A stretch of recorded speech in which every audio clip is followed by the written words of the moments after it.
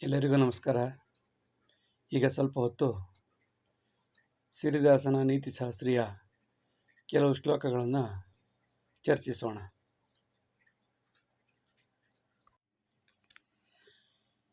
ಪ್ರೌಢಾವಸ್ಥಾಪರ್ಯಂತಂ ಪ್ರಶಿಕ್ಷಾಂ ಉಚಿತೋತ್ತಮಂ ವೃತ್ತಿಮಾರ್ಗಂ ಪ್ರದದ್ಯಾತ್ತಂ ವ್ಯರ್ಥಂ ಮುಕ್ತಮನಂತರೇ. Till teenage education is sufficient. It should be given seriously. Then we have to ask them to start their own small enterprise instead of waste of time on education. ಪ್ರೌಢಾವಸ್ಥೆ ಪರ್ಯಂತಂ ಮಕ್ಕಳು ಪ್ರೌಢಾವಸ್ಥೆಗೆ ಬರುವ ತನಕ ಸರಿಯಾದ ಉಚಿತವಾದ ಎಲ್ಲ ರೀತಿಯ ಉಚಿತವಾಗಿ ತುಂಬ ಸ್ಟ್ರಿಕ್ಟಾಗಿ ಎಜುಕೇಷನ್ ಮಾಡಿಕೊಡಬೇಕು, ಶಿಕ್ಷಣ ಕೊಡಬೇಕು.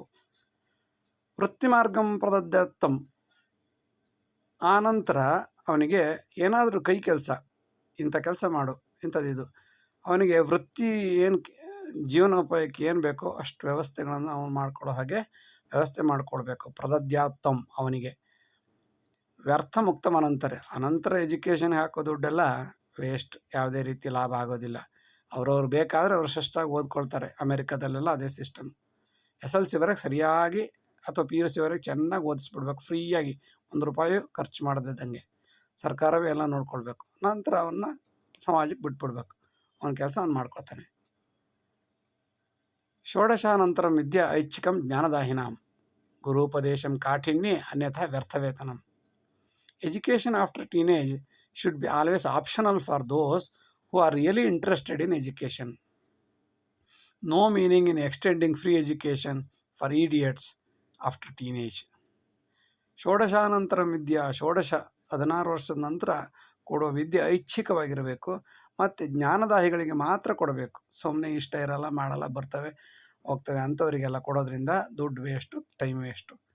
ಗುರುಪದೇಶಂ ಕಾಠಿಣ್ಯ, ನಂತರ ಷೋಡಶಾನಂತರದಲ್ಲಿ ಉಪದೇಶ ಮಾತ್ರ ಕಠಿಣವಾಗಿರಬೇಕು. ಸುಮ್ಮನೆ ಏನೋ ಟೈಮ್ ಪಾಸ್ಗೆ ನಾನು ಬರ್ತೀನಿ ನೀನು ಬರ್ತೀನಿ ಅಂತ ಹಾಕ್ಬಾರ್ದು. ತುಂಬ ಕಷ್ಟದಿಂದ ಅವನಿಗೆ ವಿದ್ಯಾಭ್ಯಾಸ ಹೇಳ್ಕೊಡ್ಬೇಕು, ಅವನು ಕಷ್ಟದಿಂದ ವಿದ್ಯಾಭ್ಯಾಸ ಕಲಿಬೇಕು. ಅನ್ಯಥಾ ವ್ಯರ್ಥವೇತನ, ಅಲ್ಲದಿದ್ದರೆ ಸಂಬಳ ಎಲ್ಲ ವೇಸ್ಟ್ ಆಗುತ್ತೆ.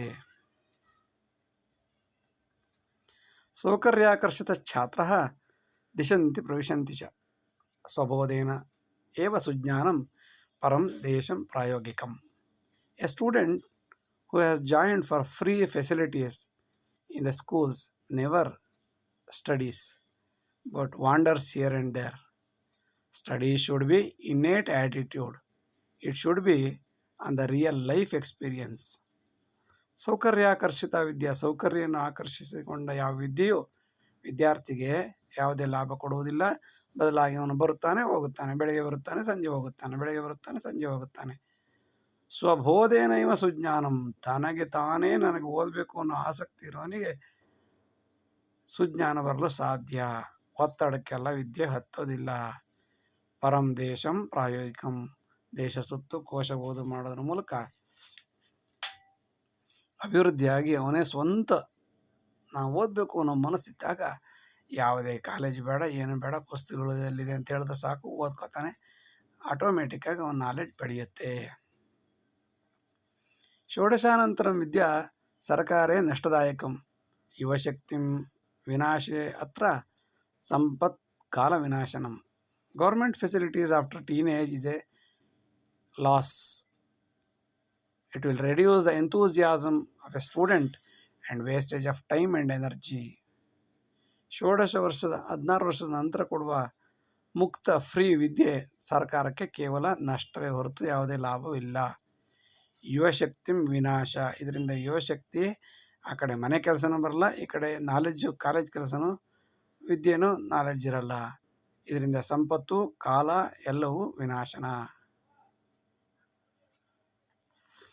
ಉನ್ನತಂ ಶಿಕ್ಷಣಂ ಜ್ಞಾನಂ ಆರ್ಜಿತಂ ಸ್ವಸ್ಯ ಕೌತುಕೆ ಪ್ರೌಢಾವಸ್ಥೆ ಸದುದ್ಯೋಗಂ ವೃತ್ತಿವೃದ್ಧಿರನಂತರಂ. Higher education should be obtained due to curiosity but not for jobs. During the youth age, some encouragement should be given for employment which speeds up the experience. ಉನ್ನತಂ ಶಿಕ್ಷಣಂ ಜ್ಞಾನಂ, ಶಿಕ್ಷಣದ ಜ್ಞಾನ ಉನ್ನತ ಶಿಕ್ಷಣ ಜ್ಞಾನ ಆರ್ಜಿತಂ ಸ್ವಸ್ಯ ಕೌತುಕಿ, ಅವರವರಿಗೆ ಇಷ್ಟ ಬಂದು ಓದಬೇಕೇ ಹೊರತು ಸರ್ಕಾರದ ಸೌಲಭ್ಯದಲ್ಲಿ ಓದಬಾರದು. ಇದರಿಂದ ಯಾವುದೇ ಲಾಭ ಆಗುವುದಿಲ್ಲ. ಪ್ರೌಢಾವಸ್ಥೆಯ ಸದುದ್ಯೋಗಂ, ಪ್ರೌಢಾವಸ್ಥೆಯ ನಂತರ ಅವನಿಗೆ ಸರಿಯಾದ ಉದ್ಯೋಗಾವಕಾಶಗಳನ್ನು ತೋರಿಕೊಡ್ಬೇಕೇ ಬಿಟ್ಟರೆ ವೃತ್ತಿ ವೃದ್ಧಿರ ಅನಂತರಂ, ವೃತ್ತಿಯು ಅಭಿವೃದ್ಧಿ ಆಗುತ್ತದೆ, ಅಭಿವೃದ್ಧಿಯೂ ಆಗುತ್ತದೆ. ಅನಂತರದಲ್ಲಿ ಅವನ ಕಾಲ ಮೇಲೆ ಅವ್ನು ನಿಂತ್ಕೊಳ್ಳೋ ಹಾಗಾಗ್ತಾನೆ ಬಿಟ್ಟರೆ ಸುಮ್ಮನೆ ಓದಿ ಓದಿ ಮಂಕಾದ ಆಗಿರ್ತಾನೆ. ಜ್ಞಾನ ವಿಜ್ಞಾನ ಸಂಶೋಧಂ ದಧ್ಯಾತ್ತಂ ಪ್ರೌಢಶಿಕ್ಷಣೆ ಗುರು ಅತ್ಯಂತ ಸುಜ್ಞಾನಿ ನಿಯುಕ್ತಂ ಮೂಲಸ್ಥಾನಕ್ಕೆ. Knowledge in science and research should be given even in the pre-university education. We have to appoint such a teacher, one who is excellent in research and development even in the childhood. ಜ್ಞಾನ ವಿಜ್ಞಾನ ಸಂಶೋಧಂ, ಜ್ಞಾನ ವಿಜ್ಞಾನ ಸಂಶೋಧನೆ ಇವುಗಳನ್ನು ಪ್ರೌಢಶಿಕ್ಷಣ ಅವಸ್ಥೆಯ ಒಳಗೆ ಅಥವಾ PUCಯ ಒಳಗೆ ದದ್ಯಾತ್ ಕೊಡಬೇಕು. ತಂ ಪ್ರೌಢಶಿಕ್ಷಣೆ ಗುರು ಅತ್ಯಂತ ಸುಜ್ಞಾನಿ. ಆಗ ಗುರು ಸುಮ್ಮನೆ ಸರ್ಟಿಫಿಕೇಟ್ ಓರಿಯೆಂಟೆಡ್ ಗುರು ಆಗಿರಬಾರ್ದು. ಅವನಿಗೆ ಜ್ಞಾನ ವಿಜ್ಞಾನ ಸಂಶೋಧನೆ ಎಲ್ಲದರ ಅರಿವಿರಬೇಕು. ಅವನು ಆ ಮಕ್ಕಳ ಮನಸ್ಸಿನಲ್ಲಿ ಸಣ್ಣ ಸಣ್ಣ ವಿಷಯಗಳ ಬಗ್ಗೆ, ಹೊಸ ಹೊಸ ಸಂಶೋಧನೆಗಳ ಬಗ್ಗೆ ಹೇಳಿಕೊಡುತ್ತಾ, ಚೀನಾದಲ್ಲಿ PUC ಹುಡುಗರಿಗೇನೆ ಹೊಸ ಹೊಸ ಡ್ರೋನ್ ಕಂಡುಹಿಡಿಯೋದು ಹೇಗೆ, ರೋಬೋಟ್ ಕಂಡುಹಿಡಿಯೋದು ಹೇಗೆ ಎಲ್ಲವನ್ನ ಗುರುಗಳು PUC ಲೆವೆಲಲ್ಲಿ SLC ಲೆವೆಲಲ್ಲಿ ಅವರಿಗೆ ಟ್ರೈನ್ ಮಾಡಿ ಕಾಂಪಿಟೇಷನ್ ಇಡ್ತಾರೆ. ಅಂತಾದರೆ ಗುರು ಎಷ್ಟು ಜ್ಞಾನಿ ಇರಬೇಕು, ವಿದ್ಯಾರ್ಥಿಗಳನ್ನು ಹೇಗೆ ತಯಾರು ಮಾಡಬೇಕು. ನಿಯುಕ್ತಂ ಮೂಲ ಸ್ಥಾನಕ್ಕೆ, ಇಂತಹ ಗುರುಗಳನ್ನು ಅಪಾಯಿಂಟ್ ಮಾಡಿದ ಶಾಲೆಗಳೇ ಧನ್ಯ, ಅಂತಹ ಶಿಕ್ಷಣವೇ ಧನ್ಯ. ಯುವಶಕ್ತಿಂ ಸದಾ ಯುಜ್ಯೇತ್ ಉತ್ಪನ್ನ ದೇಶ ಸಂಪದೆ ಕೌಶಲ್ಯಾಧಾರಿತ ವೃತ್ತಿಂ ವಿಸ್ತೃತಂ ಮೂಲದೇಶಿಕಂ. Youth should be appointed in production field to produce more and to develop the country. Soft skill oriented information should be given rapidly in the young age.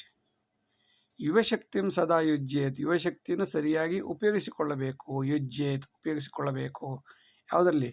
ಉತ್ಪನ್ನಂ ದೇಶ ಸಂಪದೆ, ದೇಶದ ಸಂಪತ್ತಿನ ಅಭಿವೃದ್ಧಿಯ ಬಗ್ಗೆ, ಅಭಿವೃದ್ಧಿ ಆಗುವ ಕಡೆಗೆ ಅವನ್ನ ಗಮನ ಹರಿಸಬೇಕು. ಜನಸಂಖ್ಯೆಯನ್ನು ಹೇಗೆ ಉತ್ಪಾದನೆ ಮಾಡುತ್ತಾನೋ ಅದೇ ರೀತಿ ದೇಶದ ಸಂಪತ್ತನ್ನು ಕೂಡ ಉತ್ಪಾದನೆ ಮಾಡುವ ಮನಸ್ಸನ್ನು ಅವನಿಗೆ ಯುವ ಪೀಳಿಗೆ ಇರುವಾಗಲೇ ಹೇಳಿಕೊಡಬೇಕು.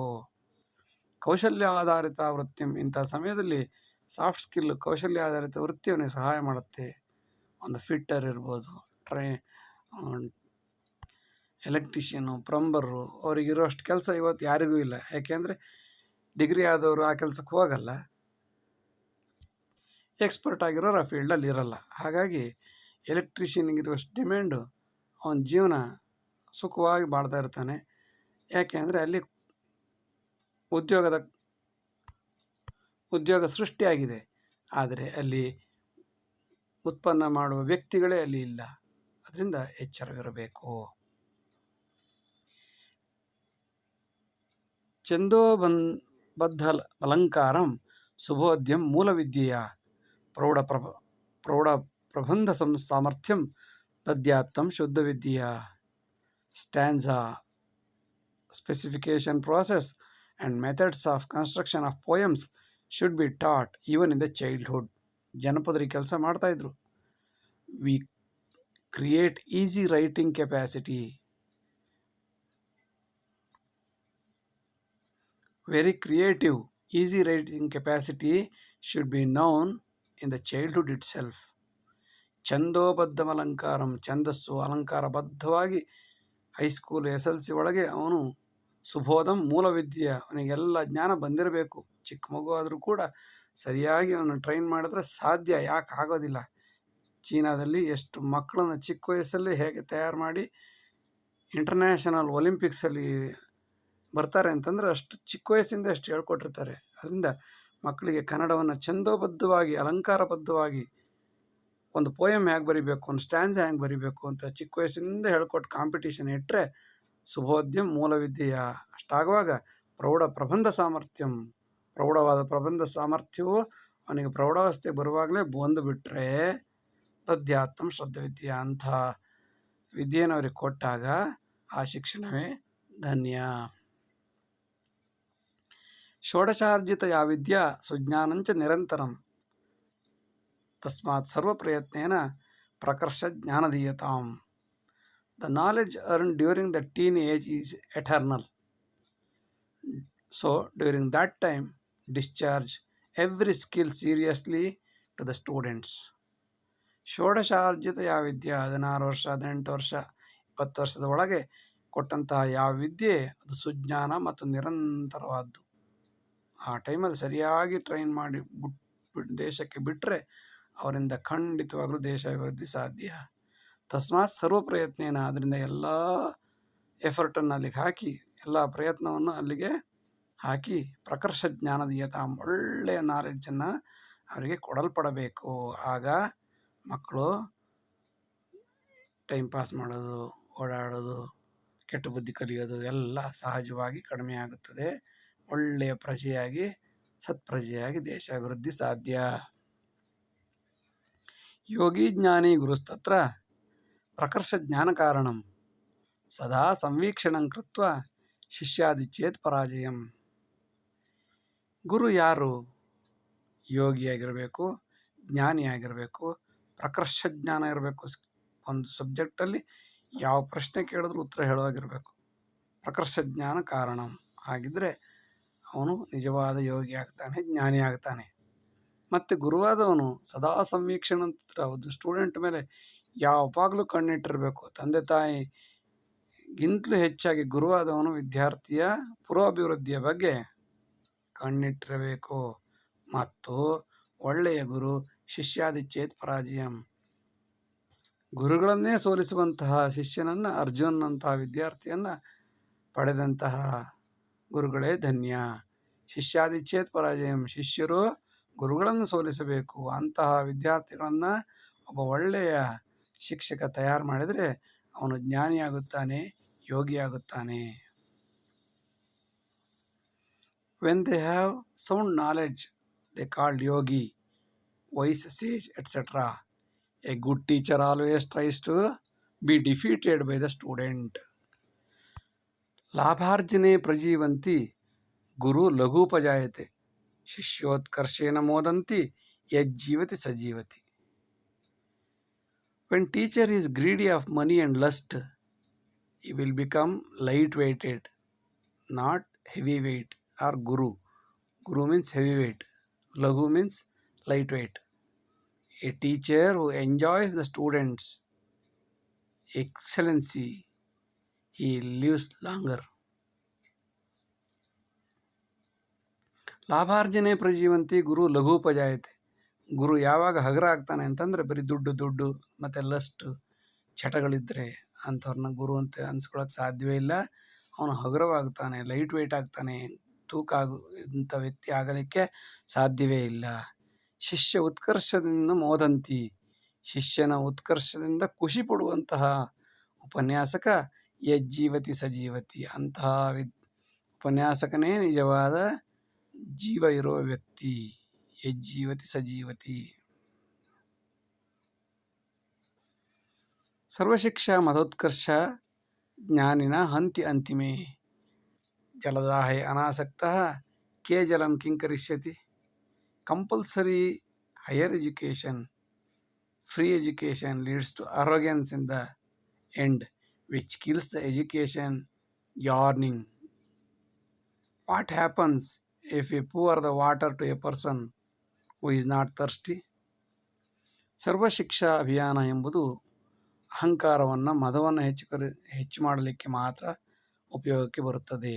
ಇದರಿಂದ ನಿಜವಾದ ಜ್ಞಾನಿಗಳು ಹಂತಿ ಅಂತಿಮೆ, ಅವನ ನಿಜವಾದ ಜ್ಞಾನ, ಕಷ್ಟಪಟ್ಟು ಓದುವ ಮನಸ್ಸು ನಾಶವಾಗಿ ಹೋಗುತ್ತದೆ.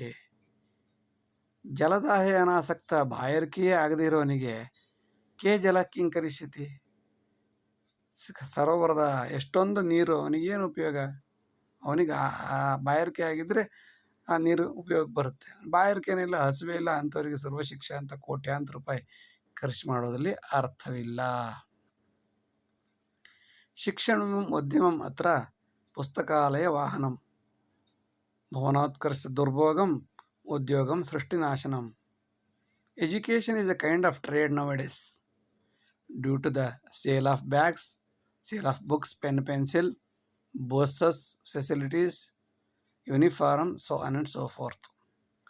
This kind of education will give rise to big buildings, but not the intellectual infrastructure or intellectual personality in the society. ಶಿಕ್ಷಣಂ ಉದ್ಯಮ ಮಾತ್ರ. ಶಿಕ್ಷಣವು ಒಂದು ದೊಡ್ಡ ಉದ್ಯಮವಾಗಿದೆ. ಅದು ಪುಸ್ತಕದಿಂದ, ಬಿಲ್ಡಿಂಗಿಂದ, ವಾಹನಾಭಿವೃದ್ಧಿಯಿಂದ ಅವರ ಉದ್ಯೋಗವನ್ನು ಹೆಚ್ಚಿಸಿಕೊಳ್ಳಲಿಕ್ಕೆ ಸಾಧ್ಯವಾಗುತ್ತದೆ. ಭುವನೋತ್ಕರ್ಷ ದುರ್ಭೋಗಂ, ಇದರಿಂದ ಆ ಸಂಸ್ಥೆ ದೊಡ್ಡ ದೊಡ್ಡ ಬಿಲ್ಡಿಂಗ್ ಕಟ್ಟಿಸ್ಬೋದು ಬಿಟ್ಟರೆ ಮತ್ತು ದುರ್ಭೋಗ, ಕೆಟ್ಟ ಅಭಿವೃದ್ಧಿ, ಕೆಟ್ಟ ದಾರಿಯನ್ನು ಹಿಡಿಬೋದು ಬಿಟ್ಟರೆ ಉದ್ಯೋಗ ಸೃಷ್ಟಿ ಮಾಡಲಿಕ್ಕೆ ಸಾಧ್ಯವೇ ಇಲ್ಲ. ಇನ್ಫೋಸಿಸ್ನ ಆಳ್ಮೂರ್ತಿ says just 20% of the educated youth are employable, remaining are the national waste. Even after this kind of flourishing education institutions.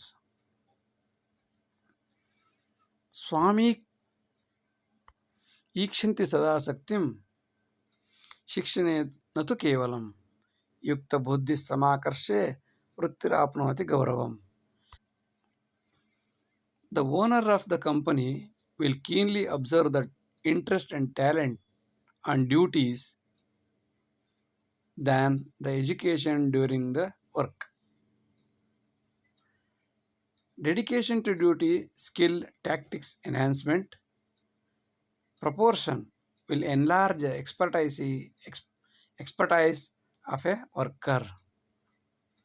ಸ್ವಾಮಿ ಈಕ್ಷಂತಿ ಸದಾಸಕ್ತಿಂ, ಒಂದು ಕಂಪನಿಯಲ್ಲಿ ಕೆಲಸ ಮಾಡುವಾಗ ಹೈಯರ್ ಆಫೀಸರ್, ಮ್ಯಾನೇಜರು ಈ ವರ್ಕರ್ ಯಾವ ರೀತಿ ಕೆಲಸ ಮಾಡ್ತಾನೆ, ಅವನ ಆಸಕ್ತಿ ಹೇಗಿದೆ ಎಂಬುದನ್ನು ಗಮನಿಸ್ತಾನೆ ಹೊರತು ಶಿಕ್ಷಣವನ್ನಲ್ಲ. ಇವನು ಸರ್ಟಿಫಿಕೇಟ್ ಏನು ಓದಿದ್ದಾನೆ ಯಾವುದನ್ನು ನೋಡೋದಿಲ್ಲ. ಹೇಳಿದ ಕೆಲಸವನ್ನು ಅಚ್ಚುಕಟ್ಟಾಗಿ ಮಾಡುತ್ತಾನೆ ಎಂಬುದಷ್ಟನ್ನೇ ಮಾತ್ರ ಮೇಲಧಿಕಾರಿ ನೋಡುತ್ತಿರುತ್ತಾನೆ. ಆಗ ಬೇಕಾದ್ದೇನೋ ಯುಕ್ತವಾದ ಬುದ್ಧಿ ಬೇಕು, ಟ್ರಿಕ್ಸ್ ಬೇಕು, ಸ್ಕಿಲ್ ಬೇಕು, ಸಮಾಕರ್ಷೆ ಎಲ್ಲವೂ ಮಿಕ್ಸ್ ಮಾಡಿ ಆ ಸಮಯಕ್ಕೆ ಒಳ್ಳೆಯ ಉತ್ಪನ್ನವನ್ನು ಕೊಡುವುದು ಅವನ ವರ್ಕರ್ನ ಉದ್ದೇಶವಾಗಿದ್ದರೆ ವೃತ್ತಿರಾಪ್ನೋತಿ ಗೌರವಂ, ಅಂತಹ ವೃತ್ತಿಯು ಗೌರವವನ್ನು ಪಡೆದುಕೊಳ್ಳುತ್ತದೆ. ಅಂತಹ ವ್ಯಕ್ತಿಯು ಸಮಾಜದಲ್ಲಿ, ಕಂಪನಿಯಲ್ಲಿ ಉನ್ನತ ಸ್ಥಾನಗಳಿಗೆ ಹೋಗಲು ಸಾಧ್ಯವಾಗುತ್ತದೆ.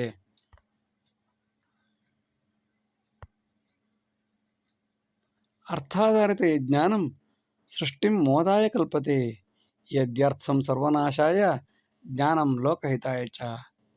When a knowledge is based on money, will be used for material joy. If money used to kill the selfishness, then the knowledge will be meaningful. ಅರ್ಥಾಧಾರಿತ ಜ್ಞಾನಂ, ದುಡ್ಡಿಗೋಸ್ಕರ ಪಡೆದಂತಹ ಯಾವ ಜ್ಞಾನ, ಸೃಷ್ಟಿಂ ಮೋದಾಯ ಕಲ್ಪತೆ, ಇದು ಸೃಷ್ಟಿಂ ಮೋದಾಯ ಕಲ್ಪತೆ, ಮಜಾ ಮಾಡುವುದಕ್ಕೆ ದಾರಿ ಮಾಡುತ್ತದೆ ಹೊರತು ನಿಜವಾದ ಜ್ಞಾನಿಯಾಗಲು ಸಾಧ್ಯವಿಲ್ಲ. ಯದ್ಯರ್ಥಂ ಸರ್ವನಾಶಾಯ, ಅಕಸ್ಮಾತ್ ಒಂದು ವೇಳೆ ಈ ಹಣವು ಸ್ವಾರ್ಥನಾಶಕ್ಕೋಸ್ಕರ ಏನಾದ್ರು ಇದ್ದರೆ, ಸ್ವಾರ್ಥವನ್ನು ನಾಶ ಮಾಡುವುದಕ್ಕೆ ಏನಾದ್ರು ಹಣ ಉಪಯೋಗ ಆದರೆ ಅಂತಹ ಜ್ಞಾನ ಲೋಕಹಿತಾಯ ಚ, ಅಂತಹ ಜ್ಞಾನವು ಲೋಕಕ್ಕೆ ಹಿತವನ್ನು ಮಾಡೀತು ವಿನಃ ಅಹಂಕಾರದಿಂದ, ದುಡ್ಡಿನ ಮದದಿಂದ ಮಜಾ ಮಾಡಬೇಕು ಅನ್ನೋ ಕಲ್ಪನೆ ಇಟ್ಟುಕೊಂಡಂತಹ ಯಾವ ಜ್ಞಾನ, ವಿಜ್ಞಾನ ಅಭಿವೃದ್ಧಿ ಪದದಲ್ಲಿ ಕೊಂಡೊಯ್ಯಲು ಸಾಧ್ಯವಿಲ್ಲ, ಇನ್ನೂ ಸಮಸ್ಯೆಗಳನ್ನೇ ಮಾಡುತ್ತದೆ.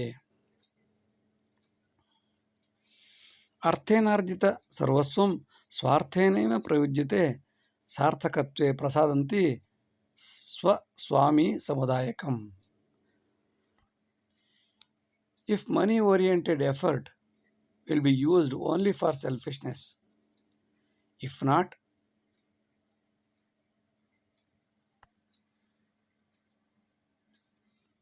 money-oriented effort will be used only for selfishness. If not, that will be used for social service. ಅರ್ಥೇನಾರ್ಜಿತ ಸರ್ವಸ್ವಂ, ದುಡ್ಡಿಗೋಸ್ಕರ ಮಾಡಿದ ಪ್ರತಿಯೊಂದು ಕಾರ್ಯವು ಸ್ವಾರ್ಥಕ್ಕೋಸ್ಕರವೇ ಉಪಯೋಗಿಸಲ್ಪಡುತ್ತದೆ. ಸಾರ್ಥಕತ್ವ ಆಗಬೇಕಾದ್ರೆ, ಸ್ವಾರ್ಥ ಬಿಟ್ಟು ಸಾರ್ಥಕತ್ವ ಆಗಬೇಕಾದ್ರೆ ಹಣವೇ ಸರ್ವಸ್ವ ಎಂಬ ಭಾವನೆಯನ್ನು ಬಿಟ್ಟು ತಾನು ಬೆಳೀಬೇಕು, ಸ್ವಾಮಿಯು ಬೆಳೀಬೇಕು, ಸಮುದಾಯವು ಬೆಳೀಬೇಕು ಎಂದು ಮನಸ್ಸಿದ್ದರೆ ಮಾತ್ರ ಸಾರ್ಥಕತ್ವವಾಗಿ ಸಮಾಜಕ್ಕೆ ಒಳ್ಳೆಯದಾಗುತ್ತದೆ. ರಾಮಕೃಷ್ಣ ವಿವೇಕಾದಿ ಸಕಲಂ ವಾದಮವಶ್ಯಕಂ ಸಂಸ್ಕಾರೇ ಸಕಲಂ ವಿದ್ಧಿ ಮುಕ್ತಾರ್ಥೇ ಸತು ಸಾಧನಂ. Discussion about Ramakrishna Paramahamsa, Vivekananda, Buddha, Basavana, etc. are really meaningful. It will enhance the knowledge and helps to salvation. Ramakrishna ವಿವೇಕಾದಿ ಸಕಲ ಮಹಾನುಭಾವರ ಡಿಸ್ಕಷನ್ ಬಗ್ಗೆ, ಅವರ ವಾದಗಳನ್ನು ನಾವು ಅವಶ್ಯವಾಗಿ ಓದಬೇಕು. ಬರೀ ಓದುವುದು ಮಾತ್ರವಲ್ಲ, ಹೇಳುವುದು ಒಂದು, ಮಾಡುವುದು ಮತ್ತೊಂದು ಅಂತ ರಾಮಕೃಷ್ಣ ಪರಮಹಂಸರನ್ನು ಓದ್ಬಿಟ್ಟು ಈ ಕಡೆ ಅನಾಚಾರ ಅತ್ಯಾಚಾರ ಮಾಡ್ತಾ ಇದ್ದರೆ, ವಿವೇಕಾನಂದರ ಪುಸ್ತಕಗಳನ್ನು ಓದಿ ಈ ಕಡೆ ಕೆಟ್ಟ ಬುದ್ಧಿ, ಯಾರಿಗೆ ಮೋಸ ಮಾಡೋದು, ಕಳಬೇಡ ಕೊಲಬೇಡ ಅಂತಂದ್ರೆ ಕಳ್ಳತನ ಮಾಡೋದು ಹೇಗೆ, ಕೊಲೆ ಮಾಡೋದು ಹೇಗೆ, ಸುಳ್ಳು ಹೇಳೋದು ಹೇಗೆ, ಮೋಸ ಮಾಡೋದು ಹೇಗೆ ಅಂತ ಮಾಡ್ತಾ ಇದ್ದರೆ ಯಾರ ವಾದ ಯಾವುದನ್ನು ಓದಿ ಏನೂ ಉಪಯೋಗವಿಲ್ಲ. ಸಂಸ್ಕಾರೇ ಸಕಲಂ ವಿದ್ಧಿ, ಅವರ ವಾದಗಳನ್ನು ನಮ್ಮ ಜೀವನದಲ್ಲಿ ಅಳವಡಿಸಿಕೊಂಡಾಗ ಮಾತ್ರ ಯಾವ ಧರ್ಮಕ್ಕೆ ಹೋದ್ರೂ ಉಪಯೋಗ. ಇಲ್ಲದಿದ್ದರೆ ಅಲ್ಲಿಂದ ಲಾಭ ಪಡ್ಕೊಳ್ಳೋದು, ಇಲ್ಲಿಂದ ಲಾಭ ಪಡ್ಕೊಳ್ಳೋದು ಬಿಟ್ಟರೆ ಯಾವುದೇ ರೀತಿಯ ಅಭಿವೃದ್ಧಿ ಸಾಧ್ಯವಿಲ್ಲ. ಇದರಿಂದ ಪುನಃ ನಾಯಿ ನರಿ ಹಂದಿ ಜನ್ಮವಾಗಿ ಹುಡ್ತಾನೆ ಹೊರತು ಮುಕ್ತಾರ್ಥೇ ಸತು ಸಾಧನಂ, ಮುಕ್ತಿಯಾಗಲು ಸಾಧ್ಯವಿಲ್ಲ. ಮುಕ್ತಾತ್ಮನಾಗಬೇಕಾದರೆ, ಸಂಸ್ಕಾರವಂತನಾಗಬೇಕಾದರೆ ರಾಮಕೃಷ್ಣ ಪರಮಹಂಸರು, ವಿವೇಕಾನಂದರು, ಬುದ್ಧ ಬಸವಾದಿಗಳು ಹೇಳಿದಂತಹ ಪ್ರತಿಯೊಂದು ವಿಷಯವನ್ನು, ವಿನಯ ಮಾರ್ಗ, ಜ್ಞಾನ ಮಾರ್ಗ, ಸಂಸ್ಕಾರ ಮಾರ್ಗ ಎಲ್ಲವನ್ನು ನಾವು ನಿಜವಾಗಿ ನಮ್ಮ ಜೀವನದಲ್ಲಿ ಅಳವಡಿಸಿಕೊಂಡಾಗ ಮಾತ್ರ ಅವರ ವಾದಗಳಿಗೆ ಬೆಲೆ, ಓದಿದ್ದಕ್ಕೂ ಬೆಲೆ. ಇಲ್ಲದಿದ್ದರೆ ಕೇವಲ ಕಾಲ ಸಮಯ ವ್ಯರ್ಥ. ಗುರುವಸ್ತು ಸದಾಜ್ಞಾನಿ ಶಿಷ್ಯೋ ಗುರುಪರೀಕ್ಷಕ ಗುರು ದೋಷೇ ಸದಾಸಕ್ತಿ ಧಿಕ್ಕಾರಂ ಛಾತ್ರಮಾನಸಂ. The students nowadays is keen to find fault with the teacher. Whether the teacher is good or bad, how he is behaving, what is their dress, what is their color. Students are concentrating on these aspects instead of deep knowledge about the subject. But it is wrong. Ashamed of such students who always find faults with the teachers. ಗುರುವಸ್ತು ಸದಾಜ್ಞಾನಿ, ಗುರು ಹೇಗಿದ್ದಾನೆ ಅನ್ನೋದ್ರ ಬಗ್ಗೆನೇ ಯೋಚನೆ ಮಾಡುವಂತಹ ಶಿಷ್ಯ ಗುರು ಪರೀಕ್ಷಕ. ಗುರುವನ್ನ test ಮಾಡ್ತಾ ಇರ್ತಾನೆ. ಬರೀ ಗುರು ನೋಡ್ಕೊಂಡು ಬೌನ್ ಟೆಸ್ಟ್ ಮಾಡಿದ್ರೆ ಇವನಿಗೇನು ಲಾಭ? ಅವನು ಹೇಳಿದ್ದನ್ನು ಫಾಲೋ ಮಾಡ್ಕೊಂಡು ನಿಜವಾಗಿ ಜೀವನದಲ್ಲಿ ಅಳವಡನೆ ಮಾಡ್ಕೊಂಡ್ರೆ ಮಾತ್ರ ಲಾಭ.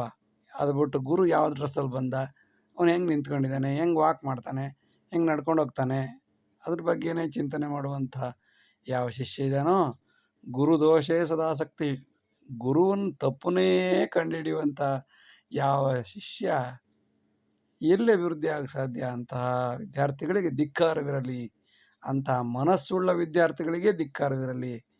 ಅವನು ದೇವಸ್ಥಾನಕ್ಕೆ ದೇವ್ರು ನೋಡಬೇಕೆ ಹೋಗಬೇಕೆ ಹೊರತು ಅಲ್ಲಿರೋ ಪೂಜಾರಿಯನ್ನು, ಬರುವ ಜನಗಳನ್ನು ನೋಡ್ಲಿಕ್ಕೆ ಹೋಗಬಾರ್ದು. ಅದರಿಂದ ಅವನಿಗೆ ಯಾವುದೇ ರೀತಿಯ ಉಪಯೋಗ ಆಗುವುದಿಲ್ಲ. ಅಂತಹ ಮಕ್ಕಳಿಗೆ ಧಿಕ್ಕಾರವಿರಲಿ. ಇವರಿಂದೇ ಶಿಕ್ಷಣ ಹಾಳಾಗ್ತಿರೋದು. ನಪಾಲತೆ ಗುರುಜ್ಞಾನಂ ಕೇವಲಂ ವ್ಯಕ್ತಿ ಚಿಂತನಂ ಗುರು ಪೂರ್ವಾಪರಂ ಜ್ಞಾತ್ವ ತಾತ್ಸಾರಾದೇವ ಶಿಕ್ಷಣಂ. Some students do not follow any instruction of a good teacher. Instead, they are worried about the teacher's dress, teacher's caste, teacher's color, etc. Is it the real education? Who criticize the teacher always? Never. ನ ಪಾಲತೆ ಗುರೋರ್ ಜ್ಞಾನಂ, ಗುರುವಿನ ಜ್ಞಾನವನ್ನು ಯಾರು ಅನುಸರಣೆ ಮಾಡುವುದಿಲ್ಲ.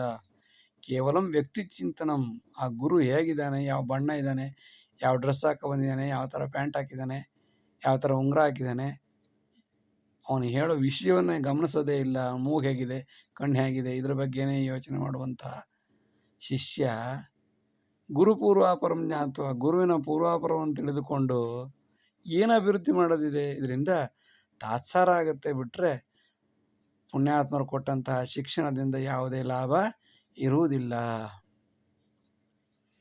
ಧರ್ಮತ್ಯಾಗೇ ಸದಾ ಸಿದ್ಧ ವೃದ್ಧ ವಂಚನ ಮುತ್ಸುಕ ತ್ಯಜಂತಿ ತತ್ಕ್ಷಣೇ ಸರ್ವಂ ಸ್ವಾರ್ಥಾರ್ಥೇ ಮಾತೃವಿಕ್ರಯಂ. Now we are ready to leave the religion for money and eager to cheat the others. We are ready to leave everything for money. Even we are ready to sell our mother for money. ಧರ್ಮತ್ಯಾಗೇ ಸದಾ ಸಿದ್ಧ. ಧರ್ಮವನ್ನು ಬಿಡುವುದಕ್ಕೆ ಯಾವುದೇ ಕ್ಷಣದಲ್ಲೂ ನಾವು ವಿದ್ಯಾವಂತರಾದ ಶಿಕ್ಷಿತರು ಸದಾ ಸಿದ್ಧರಿರುತ್ತೇವೆ. ವೃದ್ಧ ವಂಚನ ಮುತ್ಸುಕ, ಅದರಲ್ಲೂ ವೃದ್ಧರಾದವ್ರನ್ನ ಅಥವಾ ಹೇಳಿದ್ದು ಕೇಳುವಂಥ ಜನಗಳನ್ನು ಯಾವ ಕಾಲದಲ್ಲಿ ಸಾಧ್ಯವೋ ಆ ಕಾಲದಲ್ಲಿ ಅವ್ರನ್ನ ವಂಚನೆ ಮಾಡೋದಕ್ಕೆ ಕಾಯ್ತಾ ಇರ್ತೀವಿ. Educated cheat the uneducated in most of the cases. ತ್ಯಜಂತಿ ತತ್ಕ್ಷಣೇ ಸರ್ವಂ. ದುಡ್ಡು ಸಿಗುತ್ತೆ ಅಂತ ಗೊತ್ತಾದರೆ ಸಾಕು, ಯಾವುದೇ ವಾದ, ಯಾವುದೇ ತತ್ವ, ಸಿದ್ಧಾಂತ ಎಲ್ಲವನ್ನು ದುಡ್ಡಿಗೆ ಮಾರಿಬಿಡುತ್ತಾರೆ. ಸ್ವಾರ್ಥ 2 ಲಕ್ಷ ಕೊಡ್ತೀನಿ ಅಂತಂದರೆ PhD ಬರೆದು ಕೊಡ್ತಾ ಇರ್ತೀವಿ. ಸ್ವಾರ್ಥಾರ್ಥೇ ಮಾತೃವಿಕ್ರಯಂ. ಸ್ವಾರ್ಥಕ್ಕೋಸ್ಕರ ನಾವು ತಾಯಿಯನ್ನು ಕೂಡ ಮಾರೋದಕ್ಕೆ ಸಿದ್ಧರಾಗಿ ಬಿಡುತ್ತೇವೆ. ಎಲ್ಲಿಯ ಧರ್ಮ, ಎಲ್ಲಿಯ ತ್ಯಾಗ? ಎಲ್ಲ ದುಡ್ಡಿನ ಮೇಲೆ ನಿಂತ್ಕೊಂಡಿದ್ದಾಗ ಯಾವುದೇ ಅಭಿವೃದ್ಧಿ ಶೂನ್ಯ. ಇಷ್ಟು ಹೊತ್ತು ವಿಡಿಯೋ ನೋಡಿದ್ದಕ್ಕಾಗಿ ಧನ್ಯವಾದಗಳು. ಲೈಕ್ ಮಾಡಿ, ಶೇರ್ ಮಾಡಿ, ಸಬ್ಸ್ಕ್ರೈಬ್ ಮಾಡಿ. ಮುಂದಿನ ಎಲ್ಲ ವಿಡಿಯೋಗಳನ್ನು ನಿರೀಕ್ಷಿಸಿ. ವಂದನೆಗಳು. ನಮಸ್ಕಾರ.